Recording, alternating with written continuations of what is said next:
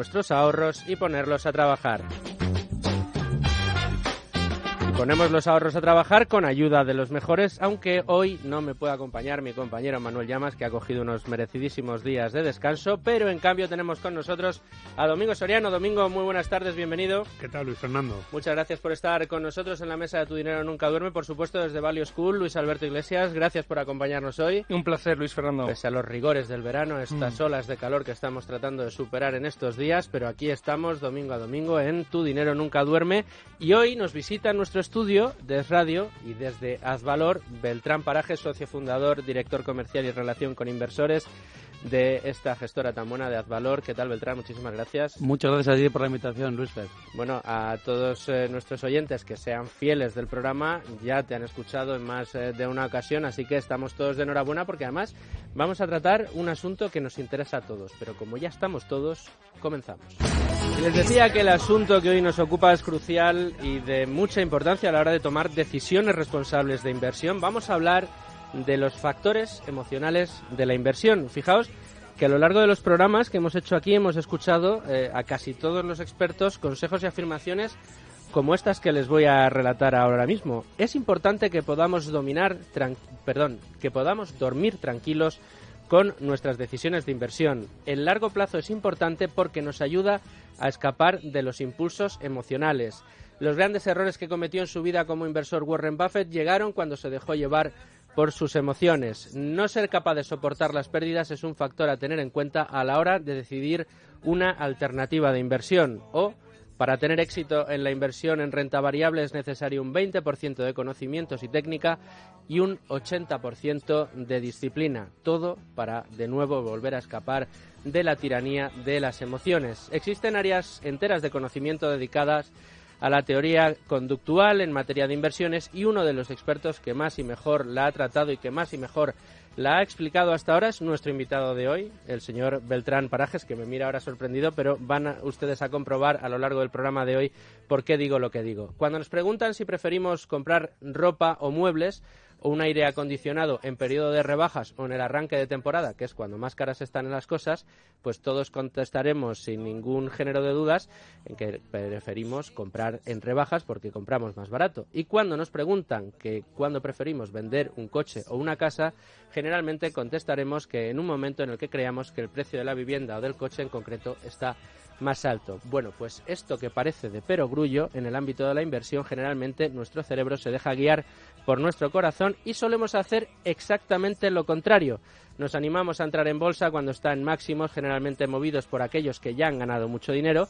Pensemos lo que ha sucedido con el Bitcoin. Supimos de él cuando nos enteramos de que hubo gente que había ganado muchos millones de euros con el Bitcoin. Es decir, que era el momento en el que más caro estaba. Y ahí es cuando mucha gente se quiso meter a sumarse a esa ola. En cambio, cuando la bolsa cae y empezamos a ver que perdemos y perdemos dinero, o que la gente empieza a perder y a perder dinero, pensamos que es la peor decisión posible y terminamos vendiendo si es que estábamos invertidos, o decidimos no entrar porque vemos que mucha gente pierde dinero. Es decir, vendemos en rebajas y compramos en precios máximos, justo al contrario de lo que nos gusta hacer con cualquier otro bien y servicio. Pues bien, ¿por qué nos comportamos de esta manera y cómo tratar de sortear o dominar este factor emocional? Es a lo que dedicaremos el programa de hoy, pero antes vamos a ver qué nos trae Domingo en su pizarra. Bueno, Domingo Soriano, creo que el asunto que traemos hoy a la mesa de debate, gracias a Beltrán, es un asunto que a ti te gusta especialmente y que te gusta mucho además explicar cada vez que alguien se acerca a preguntarte: oye, Domingo, ¿qué hago con esto? ¿Qué hago con lo otro? Siempre les recuerdas que es importante poder dominar las emociones. Así que en tu pizarra no sé si nos traes algún consejo o exactamente qué puntos has trazado en ese encerado. Sí, es uno de los que más me gusta y de los que más me ha gustado en los últimos años. Es decir, en los últimos 3-4 años quizás es uno de los temas que más he intentado leer y que más interés me han generado. Es fundamental, fíjate, cuando la gente se mete a invertir, cuando nos metemos todos, hablo en primera persona, nos obsesionamos con el índice, los datos, las cifras de rentabilidad, y esto lo damos medio, no sé, como que lo ponemos en un segundo, o en un tercero o en un cuarto plano. Y sin embargo a mí me parece decías antes, un 20% de conocimientos y técnica y un 80% de disciplina, que podría ser un 20% de eso que estamos dando las cifras y un 80% de las cuestiones más mentales, pues yo casi te diría que incluso más, 10-90. O sea, es fundamental. No hay es muy difícil ser un buen inversor. Y cuando digo ser un buen inversor no me refiero solo al que está eligiendo las acciones, sino a cada uno de nosotros con nuestros ahorros. Si no nos conocemos un poco a nosotros mismos, cuáles son nuestras fortalezas y nuestras debilidades. Y por ahí es por lo que yo, digamos, si me dijeras, ¿qué consejos le darías a alguien? Pues le diría que escuchase el programa de hoy, porque Beltrán nos va a decir un montón de cosas. No, pero porque mi primer consejo sería, empieza a leer y empieza a formarte tú mismo. Es decir, ni siquiera no nos hagas caso ni siquiera a nosotros con lo que nosotros te vamos a decir, sino interésate, coge los títulos de los libros que vamos a dar, las pistas que te podamos dar, coge aquello que te valga y aquello que no te valga tanto, pues ponlo a un lado, pero aplícalo a tu situación personal. Porque una de las cosas que a mí me ocurre y nos pasa a todos, cuando nos enfrentamos a estas cosas, lo primero es que tendemos a ver muchas de estas cosas que vamos a ver, estas decisiones erróneas, estos impulsos, los vemos muy bien en el otro. Y decimos, sí, claro, es verdad que hay gente que compra, que se deja llevar por las emociones, que se vuelve loca en las burbujas, que luego le entra la depresión cuando caen un poco los índices. Pues como, no, que la gente eres tú también. Eso nos cuesta mucho aplicarnos a nosotros mismos o asumir que nosotros mismos también caemos ahí. Y nos cuesta mucho también asumir o saber, o probablemente sea imposible, pero cuanto más sepamos de esto, más posibilidades vamos a tener de intuir, de adelantarnos. Pues nos cuesta mucho intuir cómo nos vamos a comportar nosotros mismos. Es decir, yo creo que uno de los grandes errores, o muchos de los errores de inversión que comete el ciudadano medio, se producen porque a lo mejor le convencemos hoy, aprende, lee y dice, sí, es verdad. Yo cuando llegue ese momento, dentro de 3 años, dentro de 6 meses, no sabemos cuándo va a llegar, cuando esas acciones suban o bajen, yo actuaré de forma racional o no me dejaré guiar por las emociones. Y eso hoy, el Domingo Soriano de hoy, sabe que eso es lo que debería hacer. Pero el Domingo Soriano que dentro de 6 meses se encuentra con una bajada del 15% en sus valores, lo difícil no es que el de hoy le diga al de dentro de 6 meses hazlo, lo difícil es que el de dentro de 6 meses cumpla con lo que se comprometió. Y la única herramienta que tienes es pues conocerte un poquito mejor y tratar de anticiparse, porque fíjate, luego vamos a hablar de muchos libros, pero por ejemplo, una de las cosas que a mí más me gustó de los libros, por ejemplo, el de Kahneman que tenemos por aquí encima de la mesa o el libro de Richard Thaler sobre psicología económica, son algunas anécdotas en las que estamos hablando de Kahneman, premio Nobel de Economía, en la que él dice, yo mismo me vi muchas veces cometiendo los mismos errores sobre los que llevaba haciendo informes durante años. Decía, yo sabía que hay sesgos de confirmación, sesgos de se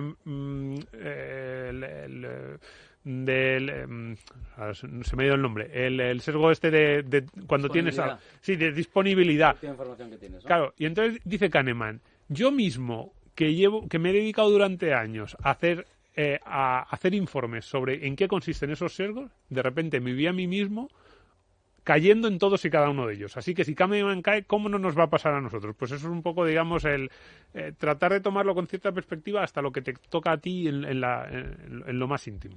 Bueno, pues yo creo que uno de los aspectos que hacen más interesante, si cabe, el programa de hoy es que vamos a hablar de algo que es común a todos nosotros, que es la condición humana que opera y de qué manera lo hace también en el ámbito de la inversión, y lo que opera en el ámbito de los programas de radio es la publicidad, y nosotros tenemos nuestros compromisos, así que vamos a darle algunos consejos. Vamos a empezar por darles el consejo del depósito facto. Tienen ustedes que interesarse e informarse a ver si les puede convenir un depósito facto con un 1,31% TAE para un depósito a 12 meses y un mínimo de 5.000 euros. Se le ha asignado al depósito facto el riesgo 1 de color verde, es decir, el de menor riesgo, y es entidad bancaria adherida al Fondo de Garantía de Depósitos italiano. La venta o cancelación anticipada no es posible.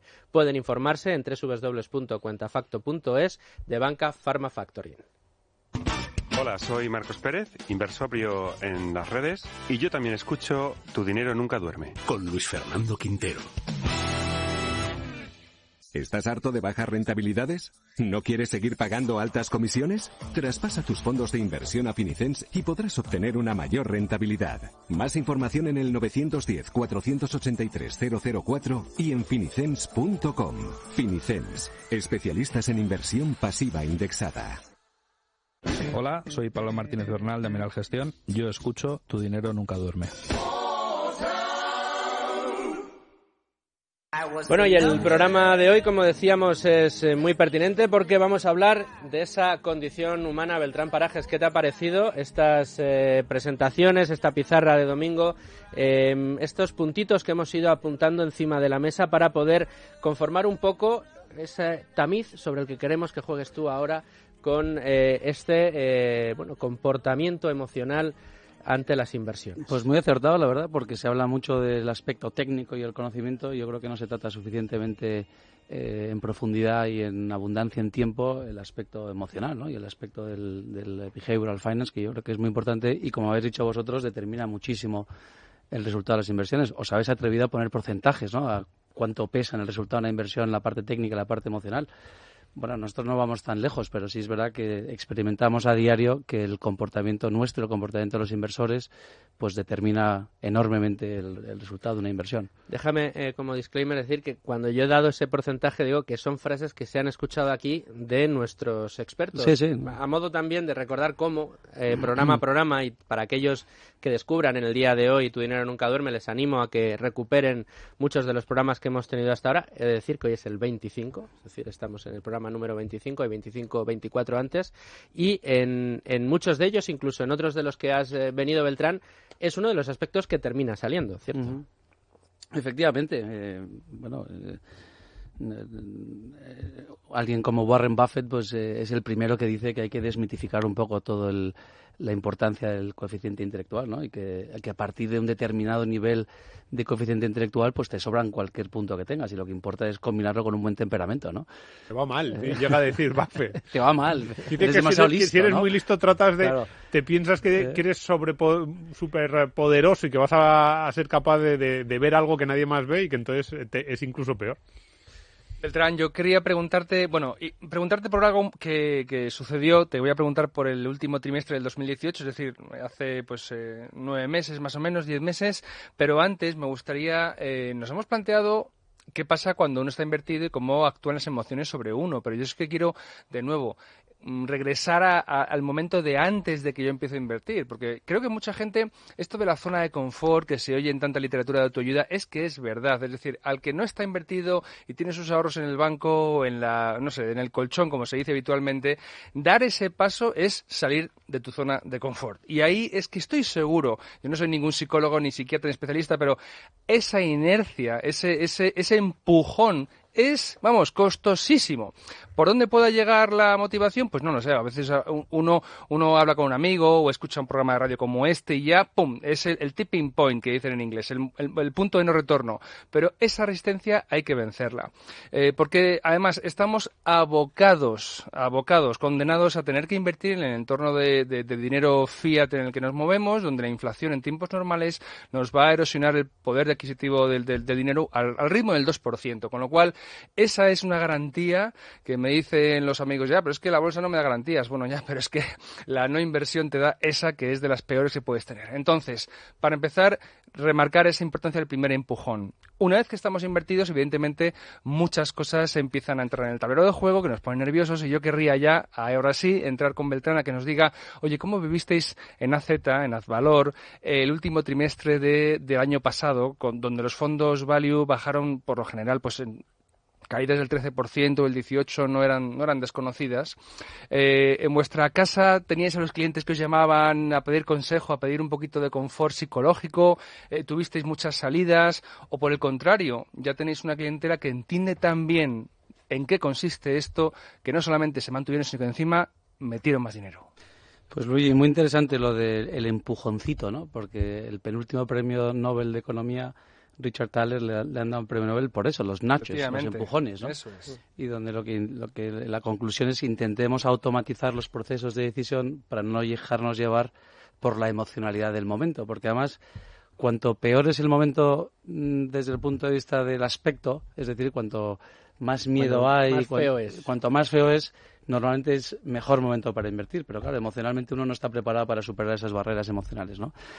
Nosotros no solamente en el último trimestre, en el mes de agosto, recuerdo en torno al 24-25 de agosto, yo reuní al equipo entero de Advalor porque estábamos en un momento de un valor liquidativo muy bajo, los mercados caían, el escepticismo era enorme.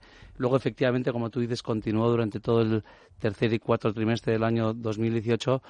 Y lo interesante es que fue cuando mayor actividad tuvimos o mayor nivel de actividad tuvimos durante todo el año, ¿no? Y efectivamente algunos clientes pedían un poco de consuelo, algunas explicaciones, pero la mayoría llamaban para intentar reafirmar y reconfirmar que la oportunidad en aquel momento era mejor que en un momento anterior en el que habían decidido invertir con nosotros y que les habíamos explicado que el valor de las cosas era una y el precio era otro y que si se acercaba pues sería mal momento, aunque tuviéramos el beneficio de haber subido el valor liquidativo, pero que sobre todo si caía la bolsa que nos llamaran, ¿no? Entonces, entre el mes de agosto y el mes de diciembre la verdad es que tuvimos una actividad más elevada y efectivamente pagó porque los fondos se comportaron como esperábamos nosotros en el siguiente trimestre, que ha sido el primer trimestre del año 2019.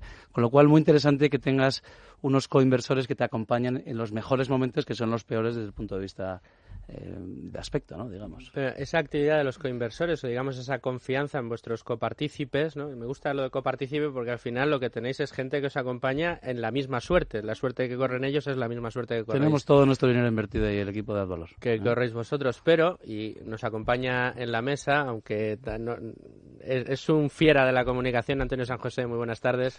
¿Qué tal, Luis Fer? Buenas tardes. Socio y director de comunicación de Advalor, bueno, animal de las ondas, ustedes le conocen de sobra, además tiene una voz radiofónica maravillosa y como director de comunicación y aprovechando que te tenemos aquí, el trabajo que tenía que hacer Beltrán y todo su equipo, y tú incluido también, con los copartícipes, uno lo puede entender y como además tenéis el trabajo previo de enseñarles antes cómo es el sistema de inversión de Advalor y que estas cosas pueden suceder. Luego veremos el porcentaje del tiempo en el que los inversores value están por debajo de índices y cuál es el porcentaje en el que están por encima, más o menos el esperado. Pero el trabajo que tienes que hacer tú de cara a la galería, es decir, hacia el exterior, a los medios de comunicación que estamos deseando coger a estos grandes, Advalor, otros grandes inversores que se han dado... Han pinchado. Pero qué pinchazo, señores. A los y entonces titular para arriba, titular para abajo. Tú tienes ahí una labor muy importante, muy relacionada precisamente con el tema que nos ocupa hoy. Pero ocurre, fíjate, que los periodistas especializados ya conocen perfectamente cómo es el sistema de inversión value. Por tanto, ya saben que no hay que mirar todo el índice liquidativo. Es verdad que cuando hay una tendencia, nosotros registramos tendencias. Oye, un fondo va bajando mucho, una gestora va perdiendo y ahí o va ganando y entonces ahí se pone el foco. Esto es cuestión, como sabéis muy bien, de dónde está el foco. Se enciende sobre alguien, para bien o para mal, y es noticia. Cuando hay normalidad, pues evidentemente el foco está apagado o está dirigido a otro lugar, a otra zona. Fíjate, a mí me llama mucho la atención todavía hoy ver la cultura financiera general de los inversores value, por ejemplo, de los copartícipes de Advalor, que entienden perfectamente dónde invierten su dinero y que saben que si tienen confianza, pues es cuestión de esperar. O sea, el consejo, decía Domingo, ¿cuál es el consejo que yo le daría a una persona? Pues mire usted, elija a gestores de confianza. Esto es como cuando te pones en manos de un médico, exactamente igual. Claro, y tiene mucho que ver con las emociones. Cuando tú hablas con un neurocirujano, claro que cuando tienes que abrir el cerebro de una persona o de un niño, si lo piensas, en fin, te tiemblan las piernas, pero no podemos pensarlo. Tenemos que actuar con una enorme frialdad. O sea, cuando decimos la trampa de las emociones, pero es que somos seres emocionales. Las emociones están presentes en todo. Claro. Entonces, tiene que ser un profesional muy curtido en la medicina o en la gestión para mantener la calma cuando todo el mundo está nervioso, para ser capaz de ir conduciendo en sentido contrario cuando los coches vienen de frente. Y parece que el equivocado eres tú. Y no, tú sabes que tus convicciones te llevan a invertir de esa manera y en esos valores. Por tanto, es una cuestión de confianza y de racionalizar bien las emociones, porque hay expectativas, después hay euforia, después hay decepción, después hay incertidumbre, hay miedo en algunos momentos. Oiga, confíe y deje que el dinero trabaje para usted con el interés compuesto a lo largo de los años. Es una cuestión de tiempo, como el contrato de Benjamin Graham cuando hablaba de eso. O sea, no voy a estar mirando el liquidativo todos los días, voy a esperar que actúe. Bueno, pues eso es. Y con los periodistas sí conocen perfectamente, los periodistas especializados, cómo trabaja el value. Y afortunadamente, cuando ha habido algún error, hay un profit warning de una compañía, inmediatamente suena el teléfono esa mañana, pero no una vez ni dos.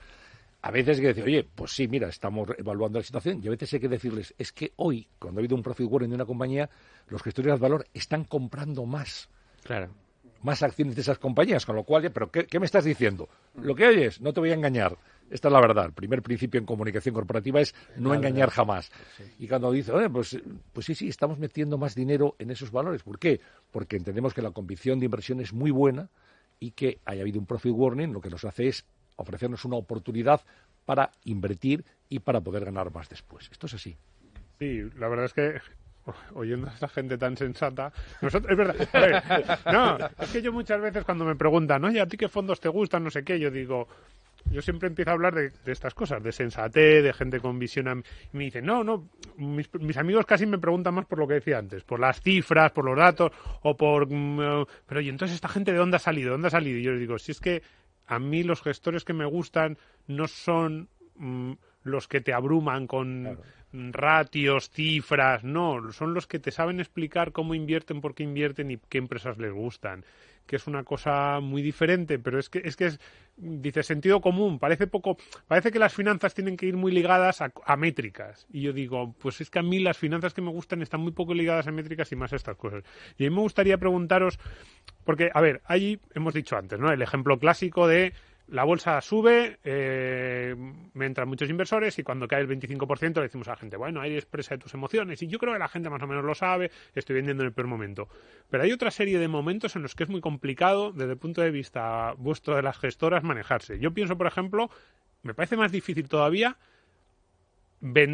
no vender cuando te ha subido un valor un 50% porque tú crees que el valor de su valor objetivo es todavía un 50% o un 100% superior. Eso es más difícil todavía que aguantar una caída del 25%, porque ahí sí que te dicen, pero bueno, ya está, ya tenías razón, te ha subido el 80%, vende mañana. Y tú dices, pues no, todavía creo que tiene potencial. Atarse a un precio, por ejemplo, me parece complicadísimo como gestor esa idea de decir que además estamos obsesionados los periodistas. Tal empresa vale 12 y no atarte tú mentalmente a que ni vale 12, ni 8, ni 20, sino a tener tu valor y a saber que además las circunstancias cambian y que pueden hacer cambiar tu valoración. Y la tercera cuestión que a mí me parece complicadísima desde el punto de vista de los gestores y que los partícipes ahí tenemos que fiarnos es cómo, no sé si mirar, no mirar. Fíjate, ya ni siquiera hablo del ruido de mercado en lo que tiene que ver con las empresas, sino en lo que tiene que ver con los propios fondos, con el sector, con cómo se está, desarrollando el mercado, porque me imagino que aún un fondo le cae siempre hablamos, si me cae el fondo el 10%, pero confío en mis empresas, pero si tu fondo te cae el 10% y el resto de los fondos están subiendo en 25%, ya no es que son tus empresas, es que encima pareces el tonto pareces el tonto de los tontos, porque ya no es que hayas elegido mal las empresas, sino que encima te va peor que a nadie. Y claro, sí, que todos los values de repente van un 25% arriba y tú vas un 20% es complicadísimo. Entonces a mí, no sé cómo lo solucionáis. Yo no puedo, así que yo soy solo partícipe. Pero bueno, yo creo que lo tenemos muy asumido, ¿no? De lo último que has dicho, que es parecer tonto, decimos en broma siempre dentro de la compañía que nos pagan por parecer tontos durante el 90% del tiempo a cambio de tener la razón en el último 10%, que es el que cuenta, ¿eh? Y si realmente tu tesis de inversión se acaba plasmando, pues lo que haya pasado anteriormente o lo que hayas parecido anteriormente, pues no es realmente demasiado importante. Pero hay que saber aguantarlo, ¿no? Cuentan con mucha gracia siempre nuestros gestores en Advalor, Álvaro Guzmán y Fernando Bernat, que en la época de Terra, pues ellos compraban compañías tradicionales españolas, Viscofan o Vidrala, y pues las personas que estaban a su alrededor que no eran profesionales, pues la señora de limpieza a lo mejor, o el señor que nos decía buenos días en la portería, pues compraban Terra y te miraban como diciendo, oye, que yo llevo más 50% y lo tuyo ha caído un 15%, ¿no? Tú te dedicas a esto y yo no. Y claro, ¿qué decías? Pues te ibas a tu sitio, volvías a chequear los números y Terra no lo entendías y pensabas que valía muchísimo menos de lo que se estaba pagando en aquel momento, y sin embargo que Viscofan o las Vidrala, las compañías tradicionales, tenían una sustancia, una razón de ser que no estaba reflejada en el precio, ¿no? Tú hablabas del tema de cuando sube y te tienes que bajar. Invertir es comprar un beneficio. Y cuanto más sube el precio, si el beneficio de esa compañía no le acompaña, más riesgo estás asumiendo. Con lo cual, justamente lo que nosotros estamos diseñados es para que cuando una compañía sube y sus beneficios son los mismos que en el momento que entramos, pues estamos preparados para irnos porque creemos que estamos asumiendo mucho más riesgo y tenemos más facilidad, justamente porque ha subido esa compañía, de encontrar un coste de oportunidad mejor en otra compañía donde no haya ocurrido eso. Pero ¿no? fíjate, yo lo que me gustaría, que me parece complicadísimo, una compañía está a 50. Tú crees que vale 200 y pasa de 50 a 100. Me parece complicadísimo no vender a 100 porque tú pienses que tiene que irse a 200. Es decir, que todo el mundo te dice, bueno, ya tenía razón, se ha revalorizado el 100%, ya está en 100 y sin embargo tú dices, es que mi valor objetivo, yo creo que todavía le queda mucho recorrido. Me parece una decisión complicadísima. Sí, pero 50 y 100 a nosotros no nos dice nada. 50 y 100 tiene que estar en relación al beneficio que genera la compañía, y tú miras la rentabilidad de tu inversión en función del beneficio. Y lo difícil es determinar cuál va a ser el beneficio, porque el beneficio es el producto de unas relaciones pues muy complejas, de unas incertidumbres, de la legislación, de tus clientes, de la competencia, y eso es lo que realmente nos cuesta trabajar a nosotros. Pensamos que una compañía gana 100, la compramos a 200, pero a lo mejor no gana 100. Entonces la tesis de inversión tuya no es la que pensabas. Entonces es abstraerse un poco. El precio no refleja más que el consenso del mercado en el proceso de oferta y de demanda, ¿no?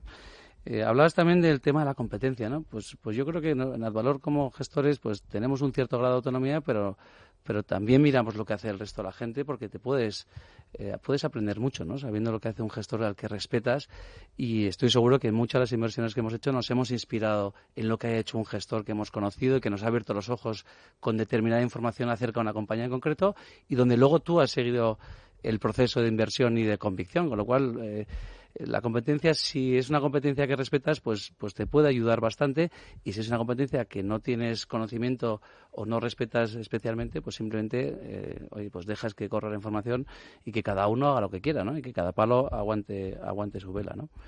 En fin, que intentamos crear nuestro propio ecosistema, tener nuestras propias convicciones, ajustarnos a nuestro libro y conformarnos con lo que nosotros somos capaces de generar, sin mirar a derecha e izquierda, ¿no?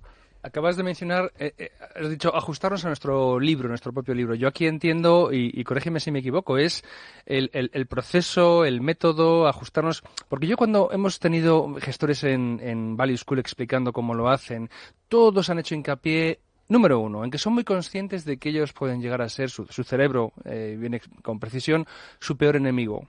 Número dos, que siendo esto un hecho, ellos mismos se ponen como, no voy a decir trampas, pero ponen en jaque o ponen mecanismos en situación que van a asegurar que ese botón rojo se aprieta cuando ellos serían incapaces de apretarlo. Es decir, yo sé que soy Ulises, sé que me voy a dejar llevar por el canto de las sirenas y voy a ponerme cuerdas que me amarren en los momentos en que yo voy a ser débil. Es decir, y esa disciplina, por ejemplo, el otro día un gestor que tuvimos aquí hace poco a su fondo, a Equam Capital, hablaba de la inversión la acción llegó a su valor objetivo y vendieron, pero es que subió pues un 30% más. Pero bueno, mi plan era llegar a este valor objetivo y luego me voy a otra. Es decir, yo soy disciplinado y no me hago trampas en el solitario, encima además a lo mejor dejándome llevar por esa avaricia de ir a... No, deja que el último euro se lo gane otro y tú ya pasas a la siguiente inversión. Es decir, eso para mí, y corrígeme Beltrán, son señales de un buen gestor, un gestor serio que aprende y que pone en lugar esos mecanismos para ser disciplinado, aun cuando él no podría serlo sin ellos. Aquí hay un proceso súper riguroso. Se tiende a pensar que los gestores value pues son gente estrella, e incluso se utiliza el término de gurú, que nosotros huimos de él como de la peste.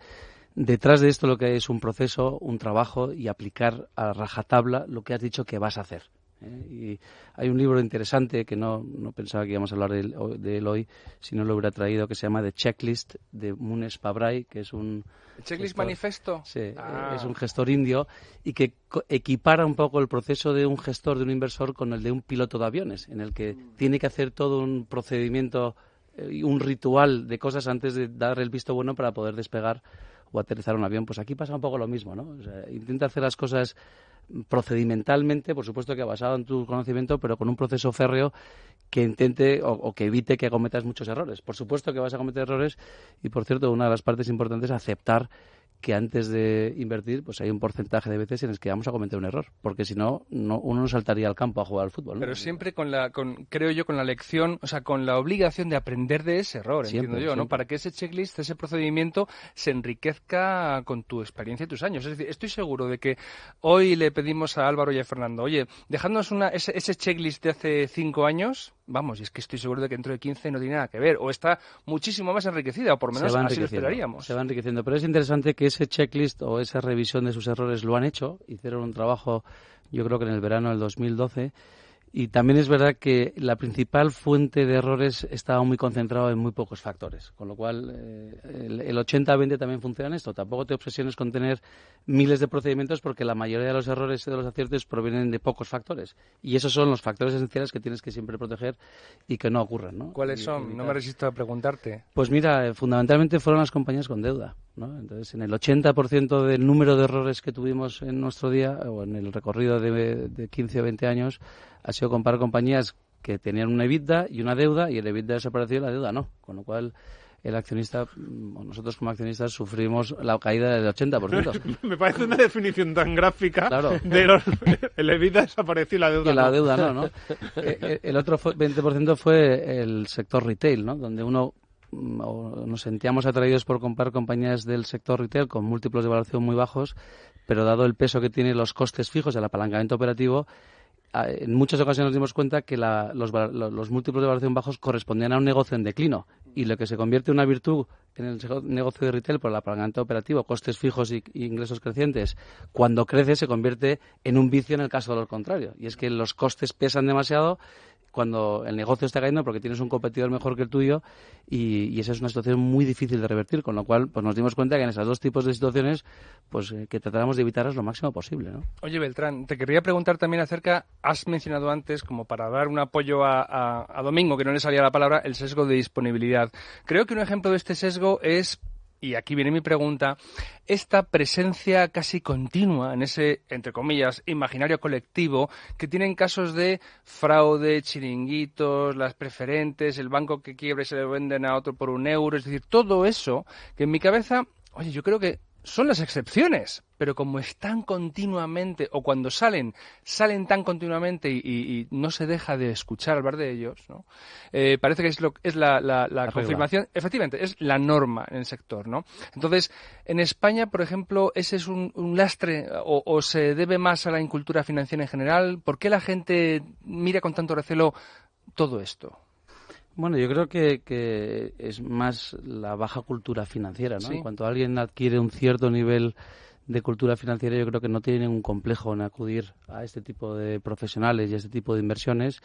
Y es verdad que el desconocimiento te bloquea, y que la garantía que te ofrecen entidades que llevan cientos de años funcionando en España, que son fundamentalmente los bancos, pues también justifica el que mucha gente que no sabe lo que hacer ante el desconocimiento, pues la inactividad. Pues oye, dejo el dinero en el depósito y es donde menos mal voy a estar. Sé que me pierdo algo, pero a ciencia cierta sé lo que tengo, que es que voy a mantener el dinero ahí, por lo menos si lo tengo en caja. Si lo tengo en un depósito... Pero sin su poder adquisitivo. Sin poder adquisitivo. Claro. Lo que pasa es que también tienen que entender qué es la pérdida del poder adquisitivo por el efecto de la inflación, ¿no? Entonces, claro, todo es un proceso educativo, y por eso nosotros intentamos acompañar a nuestros coinversores en ese proceso educativo, y por eso vosotros en Value School pues tenéis tanto éxito, ¿no? de gente que os acompaña para aprender más y poder tomar decisiones en base a un conocimiento que hoy no tienen. Y dentro de ese conocimiento está, por supuesto, como lo estamos diciendo, hay que poner en valor el tema que hoy nos ocupa, el de las emociones, porque es una conducta humana, al final es una condición humana, y a mí me gustaría, Beltrán, si puedes, que nos expliques un poco, por ir un poquito al inicio, ¿no? O casi al corazón del por qué esto es tan intrínseco al ser humano. Hablas de dos sistemas, el sistema rápido y el sistema lento. ¿Cómo nos lo puedes explicar esto? Bueno, pues el cerebro básicamente está dividido en esos dos sistemas, el 1 y el 2, ¿no? El 1 es el que nos ha traído, el que ha permitido que sobrevivamos desde la prehistoria hasta aquí, y es el que te hace reaccionar rápidamente ante factores externos, ¿no? Pues si hay un fuego, salir corriendo; si te sientes agredido, defenderte; si tienes hambre, cazar, ¿no? es un sistema pues muy rápido, automático prácticamente y que insisto, le debemos mucho porque ha hecho que la especie haya sobrevivido durante miles de años, ¿no? Pero no es suficiente porque el sistema 2, digamos que es el sistema reflexivo, es un sistema mucho más lento, que requiere mucho más información, es deductivo, tiene lógica, pero requiere mucho más esfuerzo y educarlo. Tú normalmente reaccionas por el sistema 1 y le haces incluso cortocircuitos al sistema 2 porque requiere mucho más esfuerzo, ¿no? En la inversión el sistema 2 es mucho más importante que el sistema 1. Tú inviertes en base a un conocimiento, a una reflexión, al proceso de información muy compleja que requiere conocer la compañía, el sistema de incentivos, la legislación, la competencia, el cambio de pautas de tus usuarios y consumidores, en fin. Y eso pues es cansado, es tedioso, aunque para mucha gente le puede parecer una maravilla. En nuestro caso es una maravilla. La mayoría de la gente que se enfrenta a una inversión pues le puede parecer muy tedioso y claro, pues requiere un conocimiento, una formación y un ecosistema que te permita poder hacer todo eso que requiere el sistema 2, ¿no? Normalmente los inversores se dejan llevar demasiado a menudo por el sistema 1. Pues si baja es malo y si sube es bueno. Si todo el mundo abandona esa inversión debe ser que no es buena y si todo el mundo está en una inversión pues debe ser que es interesante y yo no me la puedo perder, ¿no? Y es exactamente lo contrario, ¿no? Claro, porque aquí entra mucho en juego lo que es el dolor de pérdida o el dolor de equivocarnos. Hablaba antes Domingo de que, oye, si tú no estás creciendo y todo tu entorno está creciendo un 30%, tú no estás perdiendo, pero en el fondo sientes ese dolor de decir, leche, yo querría estar en esa onda. Es que es casi, desde el punto de vista evolutivo, tú ves que todo el mundo va hacia un lado y tú vas hacia el otro y sientes que algo debe haber en el otro lado. Uno te dice, claro, te estás equivocando y cortocircuitas al tú quieres 2, formar parte de ese conjunto que va en la dirección contraria a ti. Te entra el miedo, los miedos son muy importantes y para los impulsos y es muy complicado. Pero ya no para el que toma la decisión de inversión en una gestora con más valor, sino al propio ahorrador que quiere ser partícipe de una gestora o que quiere estar tomando su decisión de inversión y empiezan ese sistema 2 a racionalizar y a decir, bueno, como estoy escuchando el programa, como he ido a las charlas de Value School, como he escuchado y he visto los vídeos de Beltrán, pues estoy aprendiendo y entonces entra en juego el sistema 2, bueno, pues voy a analizar un gestor que entienda, que sepa cómo trabaja, que me fíe de él, que sepa a lo largo del tiempo cómo va a comportarse mi inversión. Pero aún así, en muchas ocasiones, en cuanto sentimos la primera pérdida o sentimos que justo el gestor que tú has escogido es el que no está creciendo este año y dices, ¿por qué siempre me pongo en la cola del supermercado que va más lenta? Parece, ¿no?, que tienes ese sentimiento, pero esto hay que saber luchar contra ello, ¿no, Beltrán? Bueno, hay que tener un carácter especial, ¿no? Y que no te importe que temporalmente parece que has tomado una decisión errónea si en función de la información que tienes sabes que a la larga va a ser una información o va a ser una decisión acertada. Pero claro, la temporalidad es muy importante, ¿eh? A mí me gustaría retomar el tema del checklist que he dicho antes Beltrán y de la disciplina y el proceso que está puesto en donde tiene que estar, pero referirlo al cliente. Y de aquí a los que nos oyen yo les recomendaría lo siguiente, y son medidas que si queréis comentáis también. Primero, si usted es cliente de un fondo de inversión o tiene acciones, pero bueno, fondos de inversión, que es lo que estamos hablando y es a lo que se dedican Azvalor, el primer consejo para evitar esos errores humanos sería, creo, aportaciones automáticas, sistemáticas, recurrentes, el 1 de cada mes, baje o suba la bolsa. O sea, usted quítese de en medio y deje que eso funcione solo sin su posibilidad de error, ¿no? Eso en primer lugar. En segundo lugar, usted aprovecha también para formarse, seguir leyendo, para tener una opinión más meditada sobre lo que está haciendo. No, es decir, en Value School perseguimos la inversión consciente, es decir, automatizar por un lado, siga formándose por otro, y luego paciencia, no se deje llevar por las emociones que luego al final esto, y aquí siempre lo dicen los gestores, es algo de largo plazo, no estamos hablando de especular, largo plazo, automatízalo, fórmese y sea paciente. Yo podría, una cosa, un consejo añadido, yo le diría a la gente, si está pensándose en invertir de esta manera, que pase muchísimo más tiempo en la página web del fondo antes de ser cliente del que pasa ahora. O sea, que se mire la filosofía del fondo, en la página web o que vaya a visitarlos. Yo siempre digo que si los que viven en Madrid pues tienen más suerte a muchos de los fondos españoles que a mí me gustan que están en Madrid, los que viven fuera de Madrid, bueno, pues que traten de hacerlo. Pero digamos que pase muchísimo más tiempo del que pasan ahora antes de ser cliente. En la web, visitando, conociendo, mirando los vídeos, lecturas, las cartas de todo eso. Y cuando son clientes, que pasen mucho menos. Que no estén todos los días entrando a ver el fondo liquidativo, que es contraintuitivo. Pues no, una vez que eres cliente es cuando tienes que entrar en la página web casi una vez cada 4 meses. Porque si has hecho bien el trabajo previo, que es el de conocer el fondo y la filosofía y a la gente con la que inviertes, ya después lo otro es simplemente dejar pasar el tiempo. Yo quiero que nos hables de todas estas cosas, Beltrán, porque en esto que están hablando, estos consejos, pues operan cosas como las trampas del comportamiento a la hora de invertir. Cómo opera a la hora de invertir el exceso de confianza. Cómo opera la fatiga en la toma de decisiones. Son cosas que a mí me gustaría, Beltrán, que... sé que va a ser demasiado esfuerzo porque ya nos va quedando poco tiempo, pero sí que me gustaría que las mencionaras o que por lo menos nos explicaran para que la gente supiera o tuviera esas pocas herramientas para elaborarse su propio checklist a la hora de tomar su decisión de inversión. Pues mira, el exceso de confianza es quizá el más grave de todos, ¿no? Porque cuando aciertas en una serie de inversiones y ya crees que tienes la varita mágica es cuando viene la gran bofetada, ¿no? Con lo cual el consejo que damos ahí es que cada inversión la afrontemos como si fuera la primera y con el mismo procedimiento, la misma mecánica que hiciste en la primera en la que tuviste el éxito, ¿no? Con lo cual es muy importante no bajar la guardia y no confiarse demasiado y aplicar ese método que hablábamos anteriormente, ¿no? Luego, no sé si has mencionado el tema de los anclajes. Perdona que cuando has ido diciendo cosas no he tomado nota. Los anclajes no, hablaba de la fatiga y las trampas. La fatiga, ¿no? Claro, la fatiga, hablando del sistema 1 y el sistema 2, claro, el sistema 2 requiere un esfuerzo constante y permanente, donde además te tienes que enfrentar a la soledad, a la frustración de no siempre tener la razón en el momento en el que has tomado la decisión, a la actualización de los datos que te permiten tener el conocimiento de la compañía para tomar la decisión, y al final pues eso pues requiere un esfuerzo donde el cerebro se agota, ¿no? Yo en el curso que hicimos el año pasado contaba el caso de que los jueces en Estados Unidos que tomaban las decisiones al final de la mañana o al final de la tarde, pues la cantidad de condenados el porcentaje de condenas que votaban al final de esas fases del día eran muy superiores que cuando estaban muy frescos, ¿no? Con lo cual los reos lo que querían es que les juzgaran a primera de la mañana y a primera de la tarde, ¿no? Entonces eso es un sesgo clarísimo en el que uno tiene que luchar contra eso. Nosotros, por ejemplo, intentamos tener reuniones que no sean trascendentales a la hora de invertir al final de la mañana, porque ya llevan Álvaro y Fernando o el equipo de análisis durante muchas horas trabajando y muchas horas estudiando, ¿no?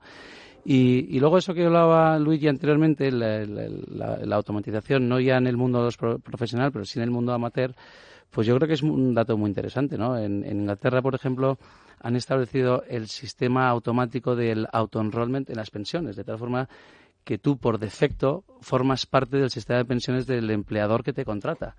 Y han hecho un poco el número de la gente que forma parte del sistema de pensiones después de 5 años, donde tiene la posibilidad de decidir darse de baja de ese sistema de pensiones, tiene que actuar y tiene que tomar una decisión. 48 meses después, el 90% de la gente que está dentro se mantiene. Si tú le das a una persona la voluntad de darse de alta en ese sistema de pensiones en el momento que él quiera, se demuestra que 48 meses después, pues el porcentaje de gente que está dentro del plan de pensiones es una fracción del anterior. Con lo cual, a la gente también hay que ayudarla en ese proceso de automatizar la decisión, siempre que esa decisión pues sea una decisión buena. Y en el caso de las pensiones, pues los empleadores lo que han decidido es que ya han elegido quién va a gestionar el dinero por ellos ya han hecho un proceso riguroso, sesudo, y que en el caso de que tú no estés de acuerdo, pues te des de baja. Pero por defecto, haz caso de lo que yo te hago, de lo que yo te he dicho, ¿no?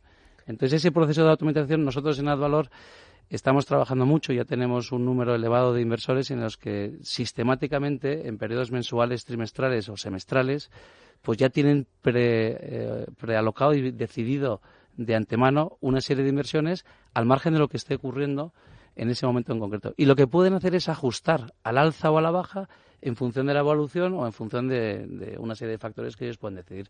Pues si en lugar de invertir 100, el fondo ha caído mucho y las compañías se han mantenido, pues a lo mejor pueden doblar la cantidad. O al revés, si el fondo ha subido rapidísimamente, el margen entre el valor y el precio de las compañías ha caído, pues pueden tomar la decisión de ralentizar un poco sus aportaciones y esperar mejores momentos, ¿no? Pero por lo menos ya tienen preestablecido el momento y la decisión de entrar en el fondo.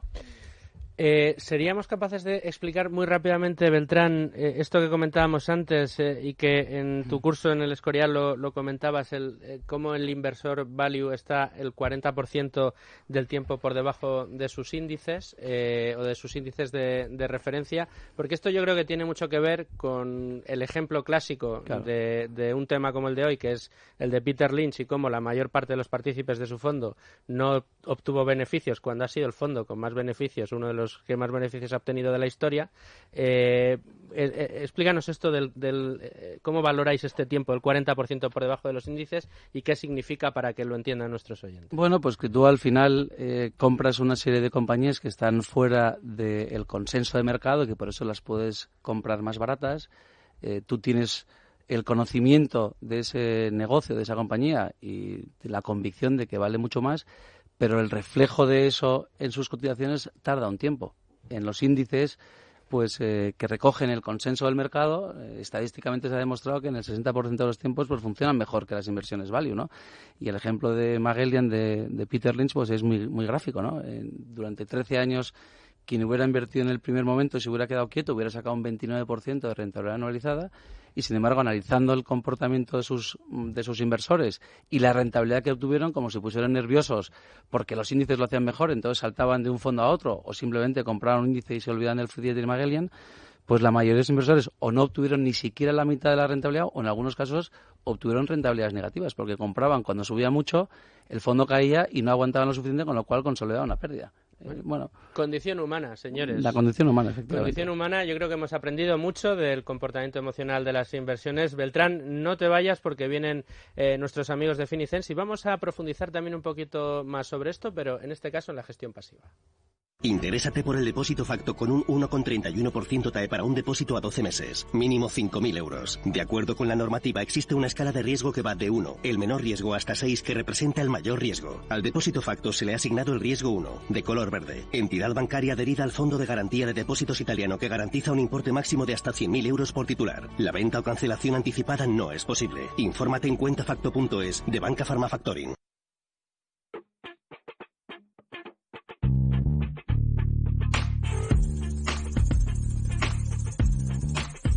Tu dinero nunca duerme. En Es Radio.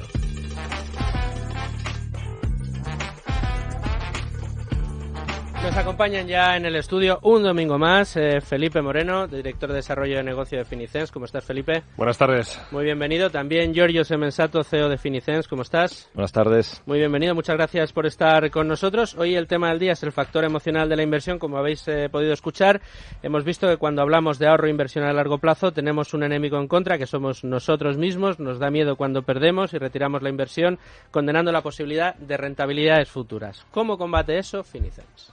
Sí, a raíz de eso, nosotros desde Finicens acabamos de finalizar un estudio que analiza la evolución de las bolsas y del comportamiento del inversor español en los últimos 6-8 meses, ¿no? Recordamos que el último trimestre del año pasado fue un trimestre complicado para las bolsas, sí, con muchas bajadas, sí. Y bueno, pues este principio de año al revés, ¿no? ¿Qué ocurre? Si miras los datos oficiales de Inverco y de Morningstar del sector, pues resulta que básicamente cuando las bolsas empezaron a bajar a finales de 2018, poco a poco, pues los inversores, el inversor medio, fue pues deshaciendo posiciones de más riesgo de renta variable y fue pasando a la monetaria, ¿no? La cosa curiosa es que el momento en que hubo más salidas de renta variable fue justo antes de que la bolsa empezara a repuntar, ¿vale?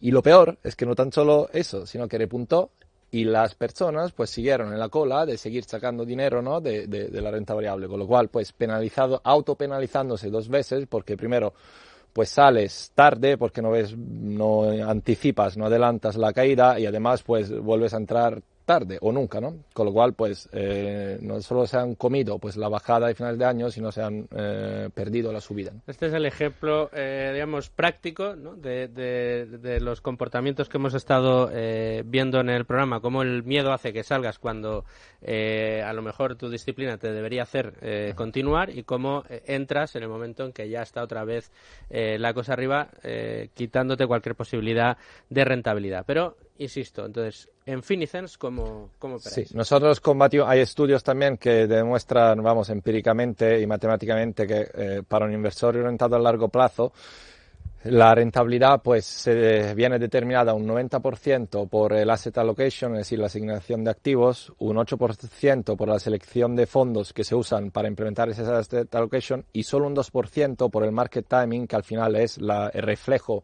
práctico de esas emociones. Nosotros, ¿cómo lo combatimos? Primero, orientación total a largo plazo, o sea, olvídate del corto y de los vaivenes del mercado que pueden ocurrir.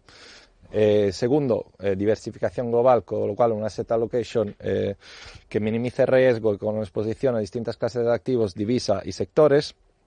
Y luego tercero, con una gestión sistemática que aísla totalmente y elimina las emociones. ¿Por qué? Porque la implementamos a través de algoritmos que siguen unas reglas, da igual lo que ocurra en el mercado hoy o mañana, y que tienen un objetivo de rentabilidad que está demostrado a través de backtesting durante décadas y con datos reales de que funciona y funciona mucho mejor que lo que podrías obtener a través de una inversión orientada a esa gestión, ¿no? de entrar y salir del mercado y afectada por las emociones. Porque digamos, Felipe, desde Finicens podéis hacer un traje a medida para que cada uno de los clientes, en este caso, pueda tener controlado ese factor emocional, ¿no? Bueno, nosotros ofrecemos a los clientes 5 niveles de cartera, desde más conservador o moderado a más atrevido, donde el peso en renta fija y renta variable cambia en base al perfil del cliente. Eso sí, todos los clientes compran los mismos fondos de inversión, que son 8, 7 fondos de Vanguard y un fondo de Amundi, un rate inmobiliario que introducimos en las carteras, y el peso específico en cada uno de los fondos lo va a marcar el nivel de riesgo. Es importante recalcar que al final a nosotros hay un requisito sine qua non que le pedimos al cliente, que es el largo plazo. Y el largo plazo lo entendemos con una duración mínima de permanencia en la cartera de entre 7 a 10 años. Esos clientes que vienen, y el otro día tenemos alguna discusión con algún gestor que dice, no, bueno, pues yo a un cliente le pido mínimo un año para que pueda ver resultados de mi gestión y tal. Nosotros, si un cliente no está preparado para bloquear ese capital durante 7 a 10 años, le invitamos a que no entre en Finicens o a que se marche de Finicens. Y de esta manera lo que conseguimos es que el ciclo de vida del inversor pues pueda disfrutar de esta rentabilidad que nosotros venimos a ofrecer desde las carteras de Finicens. Básicamente que pueda dormir a pierna suelta. Y que además que el sesgo emocional que no influya en sus decisiones, que da igual lo que esté haciendo ahora mismo China o Estados Unidos, que nosotros confiamos en un asset allocation global, como decía Giorgio Semenzato, nuestro CEO, que nosotros creemos que con 17.500 posiciones, tanto en renta fija, renta variable, rates inmobiliarios, en esta composición de 8 fondos que les damos a nuestros clientes desde los contratos que les ofrecemos, tenemos una exposición global al crecimiento económico. Y a partir de ahí, da igual en qué momento estemos entrando del ciclo, que nunca vamos a saber en qué momento es mejor entrar con más o con menos capital. Fíjate que insistías mucho en el largo plazo. Dirán nuestros oyentes, llevaréis 100 programas y volveréis a repetirlo en el largo plazo, y yo me preciaré de que así sea y espero que continúe siendo así. Giorgio Semenzato, Felipe Moreno, muchísimas gracias. Quedaros porque es el momento de los consejos de Value School.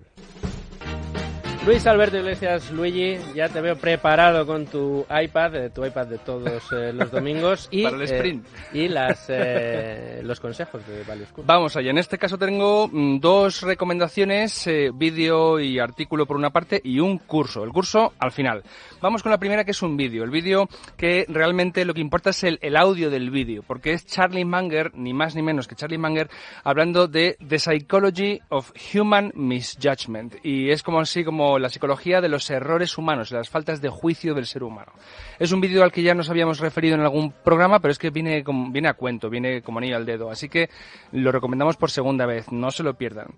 Sobre este vídeo de Charlie Munger, y aquí ya viene la parte de artículo, tenemos un artículo del blog, uno de los blogs más populares entre los seguidores del mundo value, que se llama Farnham Street, de un autor, se llama el autor Shane Parrish. Entonces, Farnham Street de Shane Parrish tiene muchísimo material, pero en este caso lo que vamos a poner en el tweet del programa de esta recomendación es una recopilación que ha hecho Shane Parrish de los modelos mentales a los que se refiere Charlie Munger en el vídeo anterior, en muchas conferencias, pero es que además también tiene una recopilación de sesgos de la cognición y de la toma de decisiones de toda la investigación value que ha hecho Shane Parrish, que es uno de los content curators o curadores, seleccionadores de contenido más prestigiosos del mundo value. Síganle porque es totalmente recomendable.